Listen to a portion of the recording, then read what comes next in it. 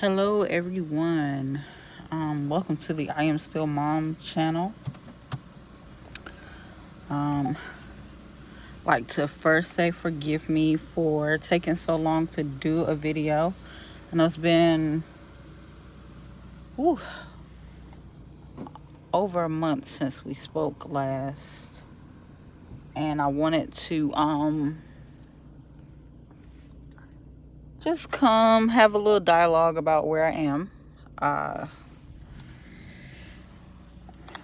Last month was pretty rough. I know I think my last video spoke about, my cycle coming on the anniversary of the day I found out I was pregnant. And so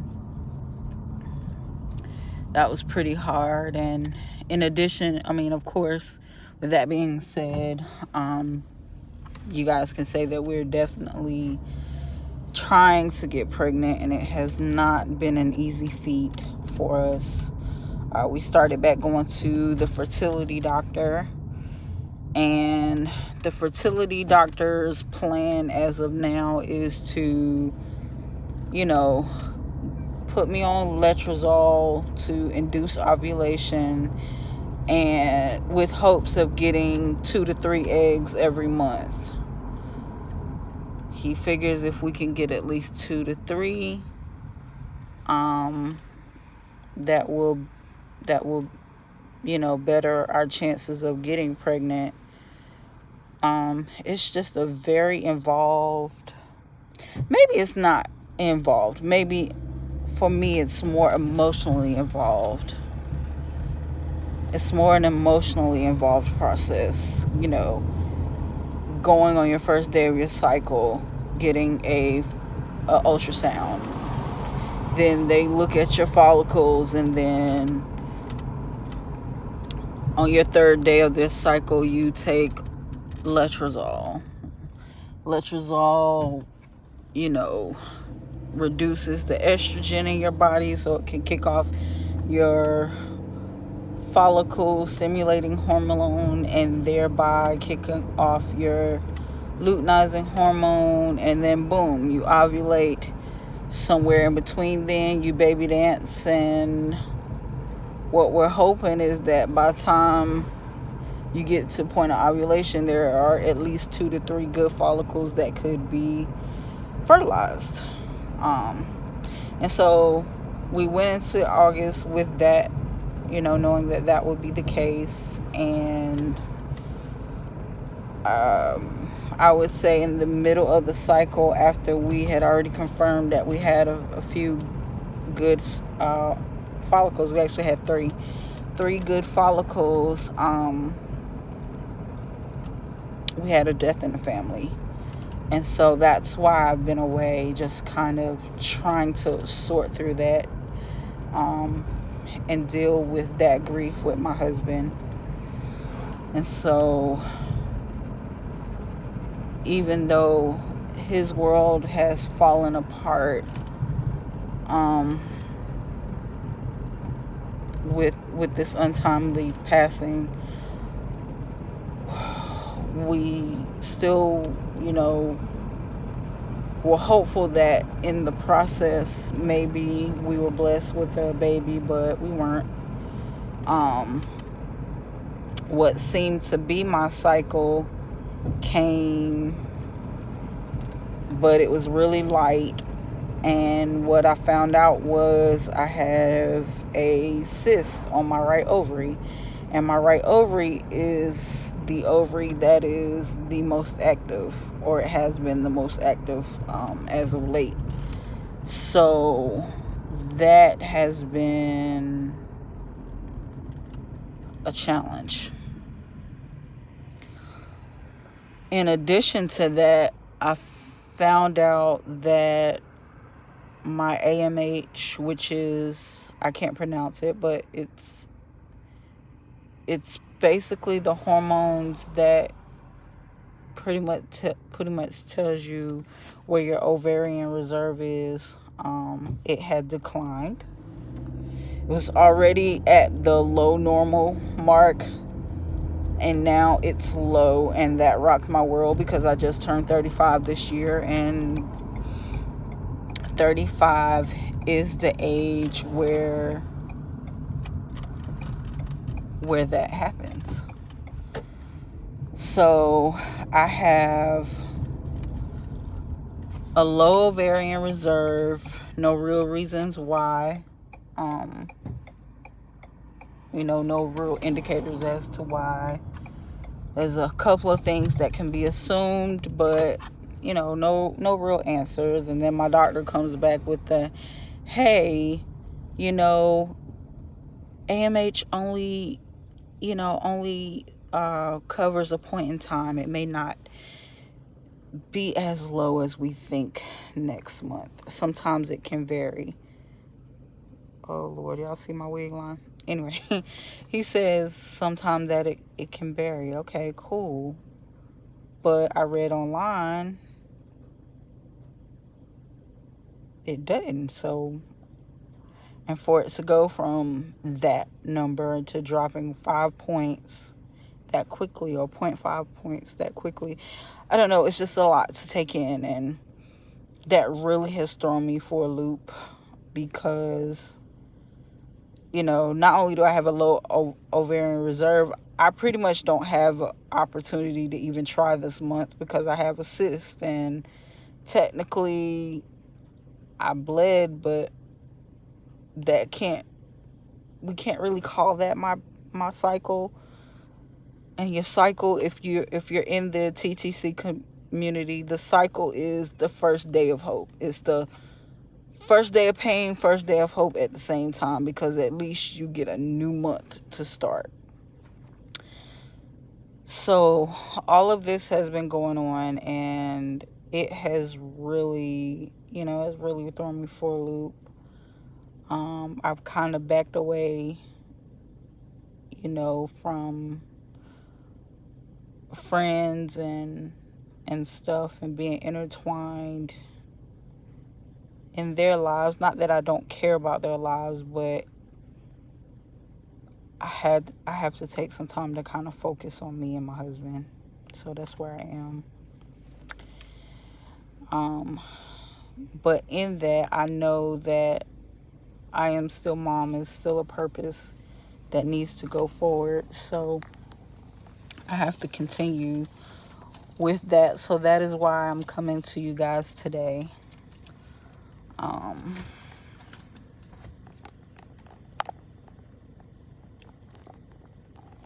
The gift in this is there's a lot to learn, but the curse in this is, it's just so frustrating.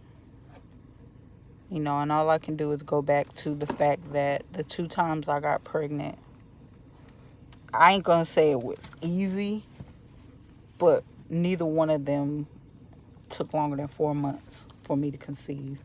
Granted, I was 31 and 32, so things are a lot different now, but it hurts.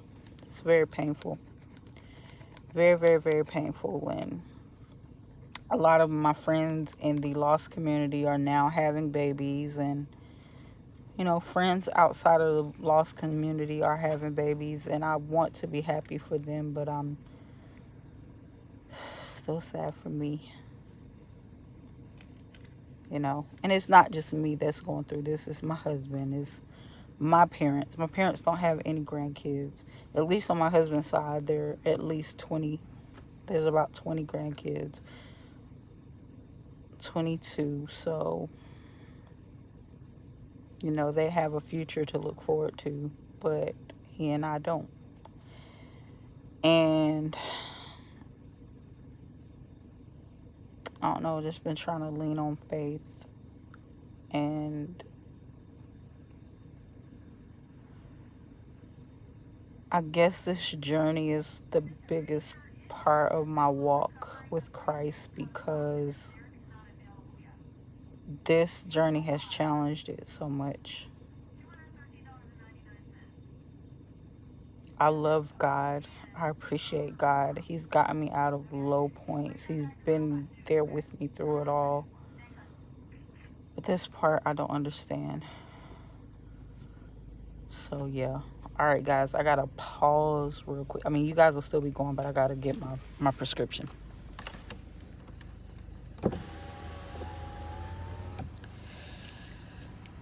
I used to work here. Part-time at Walgreens. And as a part of my journey, I decided to give it up to reduce a little bit of stress. I was only working, toward the end, I was only working once a month, but I decided to let it go to focus on my family. So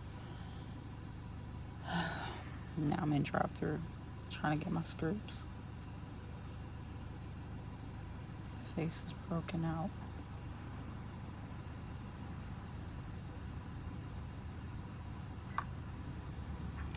Hi, how can I help you? Hey, Karen. Hey, you. Your hair was down. I didn't recognize you. Yeah. How you Doing good. Listen, I'm just picking up the ibuprofen today. You guys can put the letrozole back. Okay, we'll do. $1. Oh, okay. That's still on the clock here. I love Karen. I actually love working with her.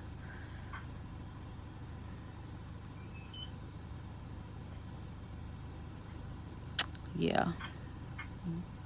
My eyebrows on fleek though. Face breaking out. I can't believe I did that to my hairline.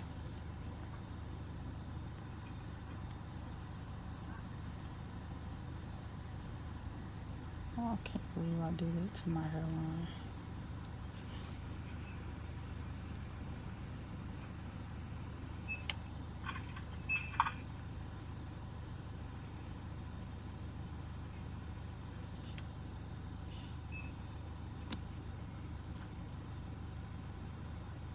My teeth are really straight.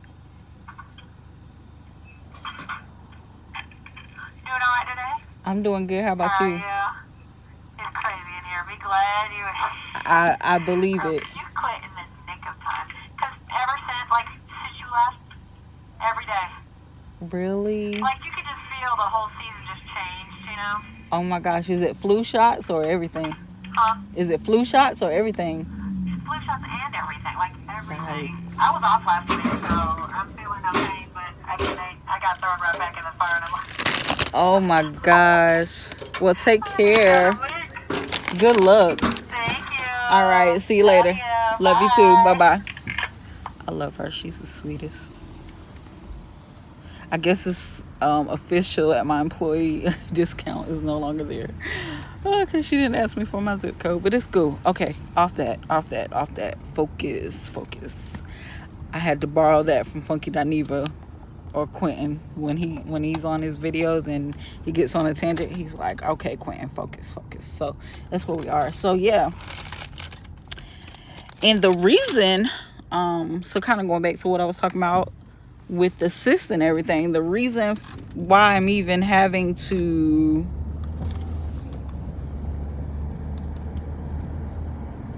go to the pharmacy now is, I emailed my doctor, my fertility nurses, and said, hey, this cyst is causing me pain, or at least that's where I believe the pain is coming from. And, it's really bad it seems to be really bad when I'm laying down.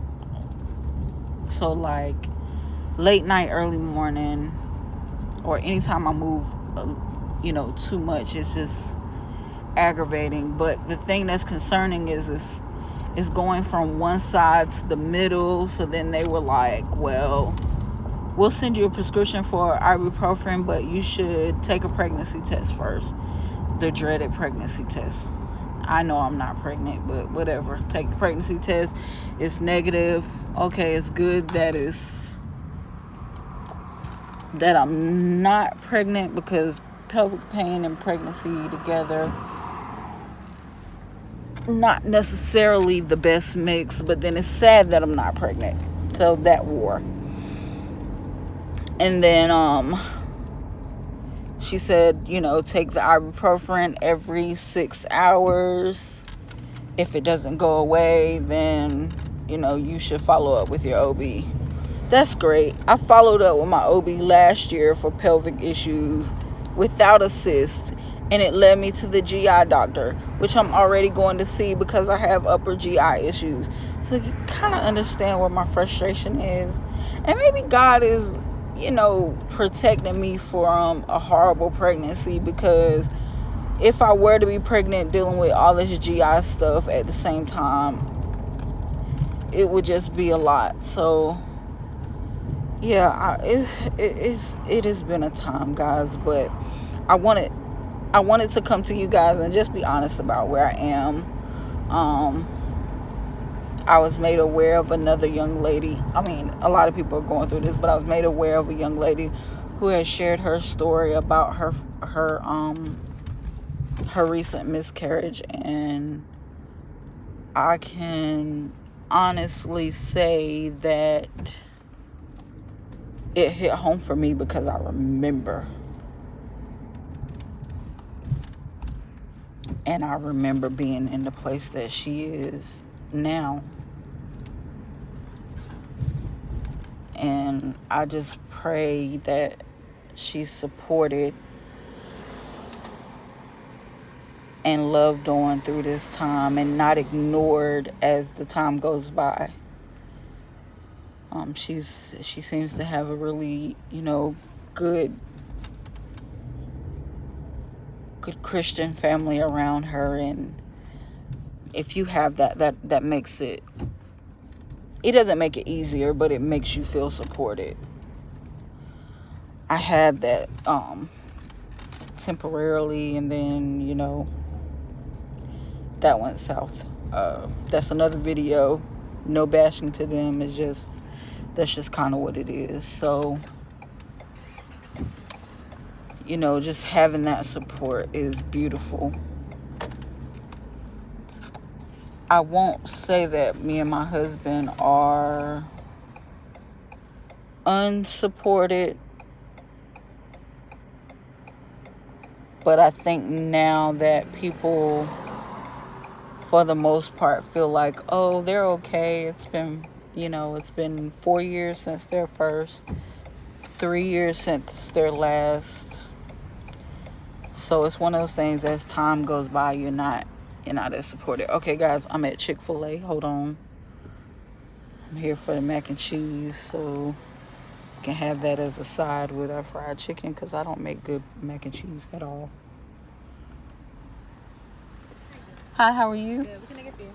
May I have 2 medium mac and cheese? Yes, ma'am. Is that all for you? Yes. All right. $6.69, right? May I have a name? Lika, Lik. Yes, ma'am. All right, thank you. I can store. And now that I'm here, I need to make sure I make a note to go to the bank tomorrow so I can get our rent check, because we need that. But anyway, so yeah, that support. If you're in the community and maybe you've come across this video because you know someone that's either gone through a miscarriage, stillbirth, infant loss, or they're trying to have a baby, if you know someone in that boat, the best advice I could give you is just to support. And what does that look like? Support means calling and checking on them. Support means listening to them. Support means even getting them out for ice cream or something to let them know you're present.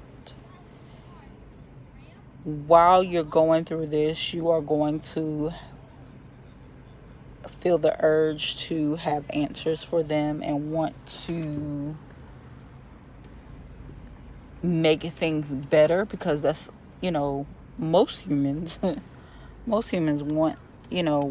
when they love, they want to see people doing well. I would advise you to stay away from cliches. I would say top 2 to 3 things you should not say is it's a part of God's plan or it's God's will. Whether they're a believer or not, that statement is not helpful, because what it does is it makes the person feel like God wanted this to happen. And a lot of times the implication is that God wanted this to happen to teach them a lesson. And I don't know about you, but I don't think there's any lesson. I just don't think God would use you having a miscarriage to teach you a lesson. Yes, David, okay, I get it. Bathsheba did have a miscarriage. But you also remember the fact that David caused Bathsheba's husband to die because David was cheating with Bathsheba. Okay? That's just not helpful. Don't tell anyone that. The second thing that is not helpful is to say, or to start off the sentence with at least you were only 5 weeks. At least you have other children. At least the baby didn't suffer. None of that is helpful. At least gives the implication that we can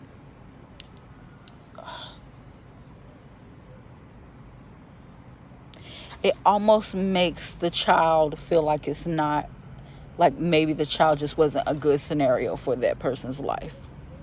We don't know that. We don't want to put that in their mind.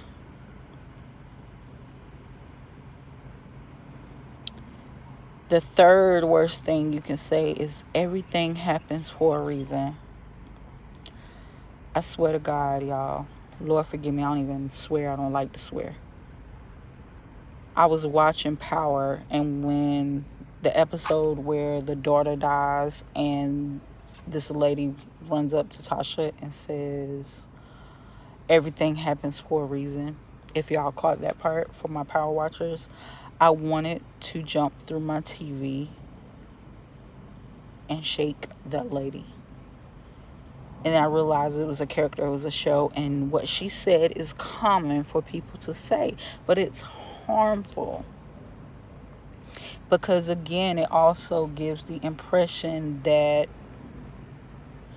the child not being here is a better scenario. And for someone who's gone through that multiple times, I can tell you that my children not being here is not a better scenario. As a matter of fact, if they were both here, or if it worked out to where I only had one of them, I feel like my life would be better with them than without them.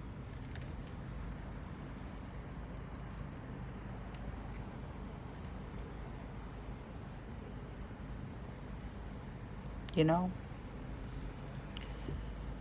So anyway, I'm gonna get off of this ramble. I'm gonna get off this video because it's long and I'm talking slow. And I don't know about you, but I can't listen to long-winded people who talk slow. It makes me irritated. But I just wanted to reach out to you guys to let you know that I am thinking about you all. I am here. There's more content to come. In 7 days, it will be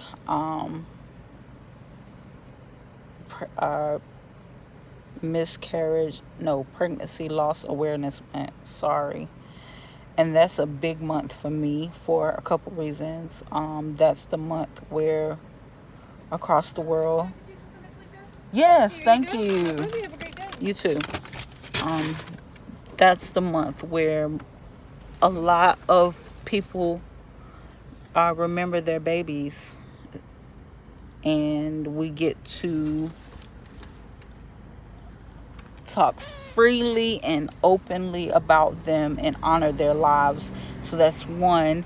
And then two, October the 29th is when I lost Amari, and my baby's coming up on 4 years old. So yeah, it's a big month, but you'll probably get more content then as I go through that month, and I'll just keep you guys posted.